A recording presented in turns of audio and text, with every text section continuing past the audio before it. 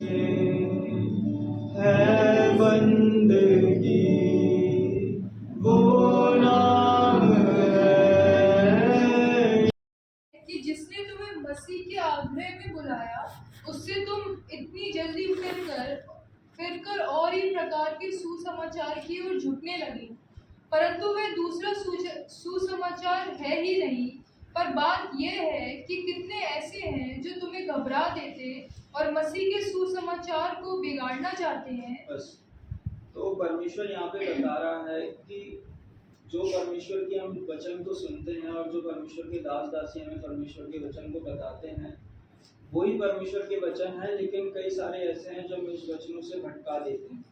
पहली बार परमेश्वर का वचन क्या होता है? परमेश्वर का वचन वही है जो हमें पवित्र आत्मा की ओर से मिलता है, और कोई वचन जो हमें बाहर से मिलता है और जो पवित्र आत्मा की हुजूरी से बाहर का है, वो परमेश्वर का वचन नहीं है। फिर वो समाचार सुसमाचार कुछ भी हो सकता है। जो भी हम परमेश्वर के दास दासियों से वचन सुनते हैं, वही हमारे लिए परमेश्वर का समाचार है। हमें अपने जब हम परमेश्वर की उपस्थिति में हैं और जब हम परमेश्वर के वचन को सुनते हैं, तो हमें खुद ही आइडेंटिफाई करना है, खुद ही पहचानना है कि जब हम सामने वाली व्यक्ति से बात कर रहे हैं और वो हमसे जो भी बात कर रहा है, वो परमेश्वर के सुसमाचार के अनुसार है कि नहीं है। कहीं ऐसा तो नहीं कि हम परमेश्वर के सुसमाचार से बाहर जा रहे हैं, जो परमेश्वर की आज्ञाओं, कहीं ऐसा तो नहीं कि हम परमेश्वर की आज्ञाओं से बाहर जा रहे हैं।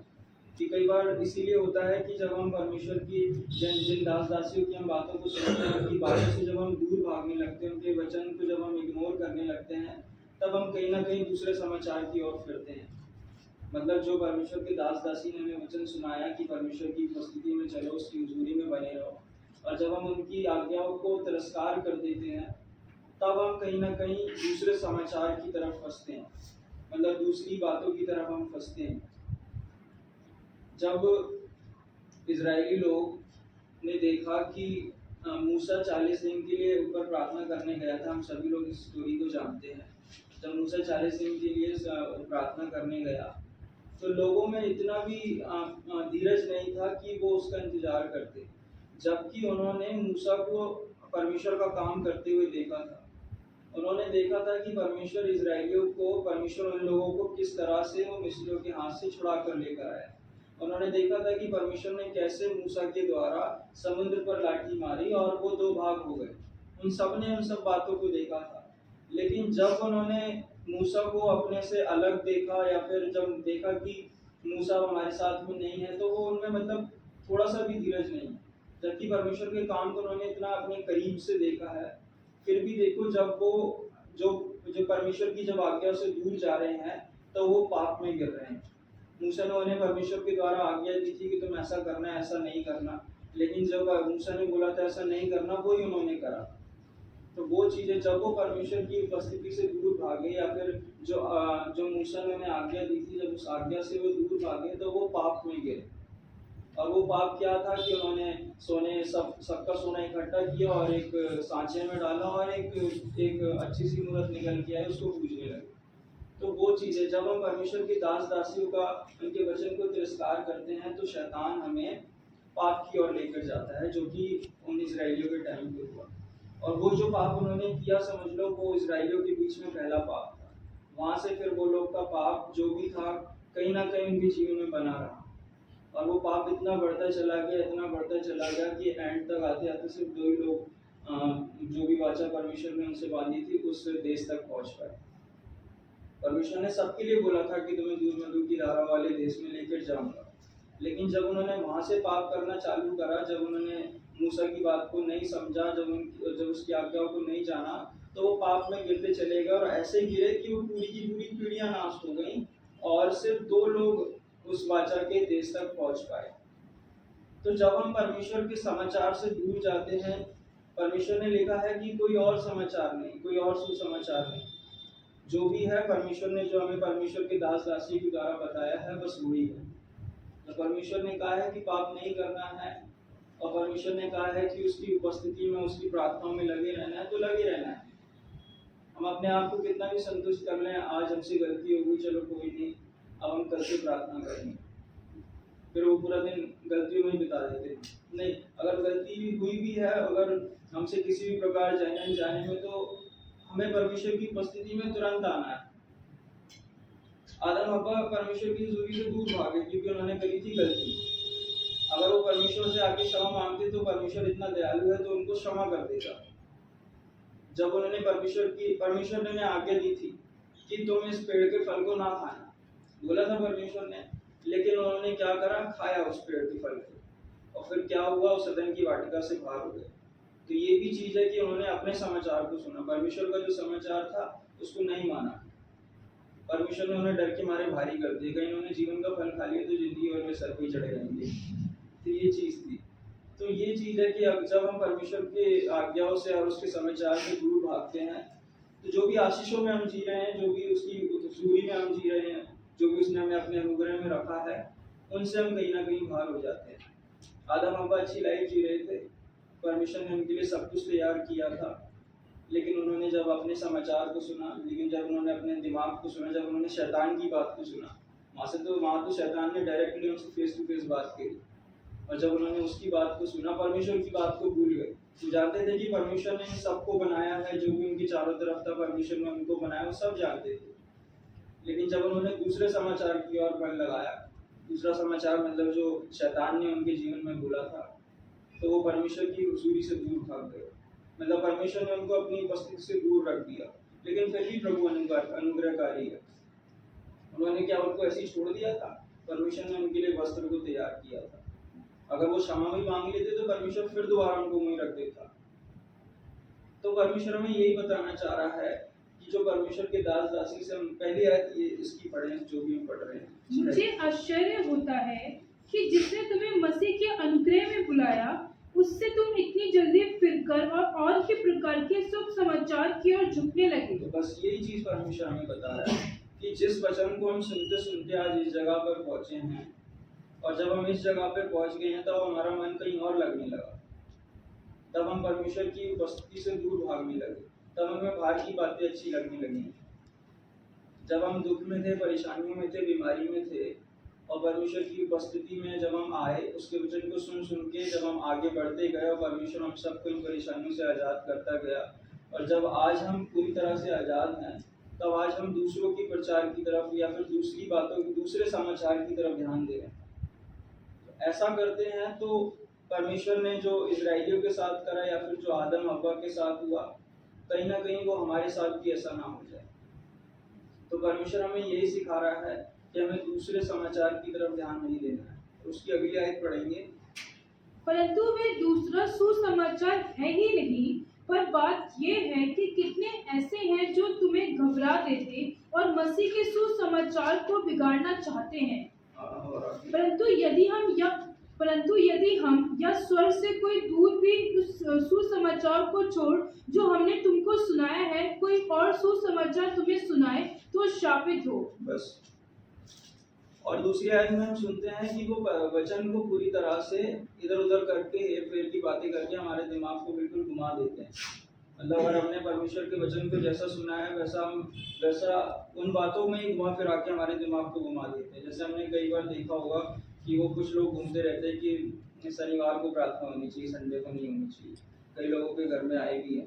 तो वो चीज़ें परमेश्वर यहाँ पे बता रहा है कि ऐसे करके परमेश्वर का जो वचन हमने सुना है आज तक, जो परमेश्वर का समाचार हमने सुना है, उन बातों को ही घुमा के हमें दूसरे समाचार की तरफ ले जाते हैं। क्या परमेश्वर किसी दिन का मोहताज है या फिर किसी पल का मोहताज है? परमेश्वर जब अपना अनुग्रह करना चाहता है तो वो हमारे मन को नहीं देखता। जब परमेश्वर अपना आशीष देना चाहता है तो वो अपने अनुसार देता है। वो ये नहीं कहता कि आप संडे को आओगे तभी आपको आशीष मिलेगी, वो ये नहीं कहता कि आप फ्राइडे को आओगे तभी आपको आशीष मिलेगी। आप परमेश्वर के काम में बने रहो, आप परमेश्वर की महिमा के काम करते रहो, परमेश्वर आपको कभी भी आशीष दे देगा। वो तो संडे वाला दिन तो ऐसा है कि गवर्नमेंट की तरफ से हमें छुट्टी मिलती है तो हमने परमेश्वर के लिए वो एक विश्राम दिन बना दिया और उसमें हम परमेश्वर की महिमा करते हैं, क्योंकि हमें परमेश्वर की ओर से आज्ञा मिली है कि विश्राम दिन में तुम मेरे उपस्थिति में आओ और मेरी महिमा करो। तो बस इसलिए हमने संडे करा है। ये कोई सैटरडे या संडे या मंडे कोई वाला दिन नहीं है। परमेश्वर ने हमें इस दिन का मौका दिया तो हम परमेश्वर की महिमा कर रहे हैं। आगे चल के अगर सैटरडे को नेशनल हॉलीडे होने लगा तो हम उस दिन भी परमेश्वर की महिमा करेंगे। तो परमेश्वर दिन के हिसाब से हमें आशीष नहीं देता। बस यही तो परमेश्वर हमें पहले ही इन वचनों के द्वारा आगाह कर रहा है कि आने वाले टाइम पे ऐसे भी लोग होते हैं जो परमेश्वर के वचन को घुमा फिरा के हमारे दिमाग को घुमा देते हैं। जैसे हमने देखा था कि जब उधर शमूएल ने शाऊल को आज्ञा दी थी कि तो इस देश में जा, जो कुछ भी है सबको खत्म कर दे, क्योंकि ये मेरे खिलाफ होके आ रहे हैं। जो भी लोग हैं, जो भी भेड़ बकरियां हैं, जो कुछ भी सब कुछ खत्म कर देना। शमूएल ने शाऊल को ये आज्ञा दी थी। लेकिन शाऊल ने क्या करा, उस देश में गया, सबको मारा, लेकिन जो अच्छी अच्छी भेड़ बकरियां थी वो अपने पास रख ली। वो शमूएल को अब आके घुमाने लगा कि वो जो मैंने बचाई है ना, वो परमेश्वर को बलि करने के लिए चढ़ाया, परमेश्वर को बलिदान करने के लिए चढ़ाया। तो वो देखो परमेश्वर के दास को ही घुमाने लगा। तो ये चीज होता है जब हम दूसरे समाचार की ओर मन लगाते हैं और दूसरी बातों की तरफ मन लगाते हैं, जब हमारे मन में लालच आता है। ये कहीं ना कहीं दूसरा समाचार एक लालच से भी जुड़ा हुआ है। जब हम लालच की ओर बढ़ते हैं तो हम परमेश्वर के समाचार से दूर भागते हैं। शाऊल के मन में कहीं ना कहीं ये लालच ही था कि उसने उन भेड़ बकरियों को रख दिया और परमेश्वर के दास को ही घुमा रहा है कि मैंने ये परमेश्वर को बलि चढ़ाने के लिए रखी है। नहीं, अगर आपने पाप करा है तो वो पाप करा है। जब हम दूसरे परमेश्वर के वचन से दूर भागे हैं तो हम पाप में गिरे हैं, जिस प्रकार ये शाऊल गिरा था। और दूसरा समाचार हमारे लिए गलत संगत भी हो सकता है। जब हम गलत संगत में अपना टाइम वेस्ट करते हैं तो कहीं ना कहीं वो दूसरा समाचार हमारे ऊपर हावी हो रहा है। जो परमेश्वर ने हमें आज्ञा दी है हम उससे दूर भाग रहे हैं। और गलत संगत हमारे पवित्रता के जीवन को अफेक्ट करती है। तो परमेश्वर हमें यही बताना चाह रहा है कि जो परमेश्वर के दास दासी हैं, जो वचन को हम सुनकर आज यहाँ तक पहुँचे हैं, हमें उन्हीं बातों को आगे भी लेकर चलना है। ये नहीं कि हम इधर उधर मन फिरा के अपने आप को डिस्टर्ब करें। परमेश्वर हमें पहले अगवा कर रहा है कि ऐसे लोग हैं जो परमेश्वर के वचन को घुमा फिरा के हमारे विश्वास को कमजोर करते हैं। तो हमें ये भी ध्यान करना है, जब हम परमेश्वर की उपस्थिति में तो परमेश्वर से मांगे कि परमेश्वर तो हमें परख का आत्मा दे, ताकि अगर कोई सामने वाला हमसे बात कर रहा है, जो हमें कोई हमसे अगर सामने वाला बात कर रहा है तो हम समझ जाएं कि ये दूसरा समाचार की बातें हैं, जिनके लिए तो हमें बताता है कि हमें उसमें नहीं पढ़ना। अपने मन में क्लियर रखें कि परमेश्वर हम तेरे ही समाचार की ओर ध्यान दें। जैसे जब अय्यूब परिस्थितियों में था तो उसके दोस्त लोगों ने उस पर ही दोष लगाना चालू कर दिया। तो ये कहीं ना कहीं एक गलत संगत है। गलत संगत में ये नहीं कह रहा कि अय्यूब था, जो उसके दोस्त थे वो गलत संगत के थे, वो अय्यूब पे ही दोष लगाने लगे। अगर वो अय्यूब के साथ अच्छे से रहते तो वो जानते कि अय्यूब का जीवन आज वो जिन परिस्थितियों में है वो किसी पाप के कारण नहीं है, वो परमेश्वर की उपस्थिति में खराई से चला है। अगर वो दोस्त अच्छे होते तो वो उसकी उन परिस्थितियों को समझ जाते कि कहीं ना कहीं परमेश्वर इससे परीक्षा ले रहा है, लेकिन नहीं, वो उसी पर दोष लगाने लगे। तो परमेश्वर इसलिए कह रहा है कि जो हमारी संगत है वो भी हमारी अच्छी होनी चाहिए, वो भी हमारे परमेश्वर के वचन के अनुसार होनी चाहिए। चाहे हम बाहर भी पब्लिकली, जैसे हम ऑफिस में वर्क करते हैं, स्कूल कॉलेजेस जाते हैं, पॉसिबिलिटी नहीं है कि वहाँ पे भी हमें मसीह लोग मिल जाए, लेकिन जो भी लोग मिलते हैं तो वो हमें इंश्योर करके चलना है कि वो अगर पाप में नहीं लेके जा रहे हैं तो कहीं ऐसा तो नहीं कि हमारी पवित्रताई को भी कम कर रहे हैं। ये भी चीज़ हमें देखना है। तो बस मैं यही बताना चाहूँगा इस वचन से कि परमेश्वर हमसे आज्ञा देता है कि हमें उसके वचन जो भी हमें मिला है सीधा सीधा परमेश्वर हमें सिखाता है, कोई घुमाने फिराने की कोई बात नहीं। ये जो बाहर के लोग आते हैं कि आप इस दिन प्रार्थना करो, ऐसी प्रार्थना करो, माता परमेश्वर वगैरह वगैरह, वो सब कुछ नहीं है।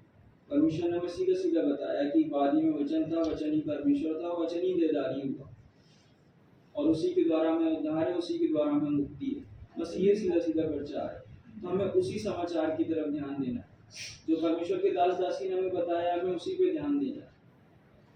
तो मैं प्रभु का धन्यवाद करता हूँ कि प्रभु ने मुझे ये वचन दिया और मैं चाहता हूँ कि प्रभु का वचन आपके जीवन में काम करे और परमेश्वर की उपस्थिति में आप बढ़ते हैं। प्रभु आपको इस वचन की द्वारा आशीष दें।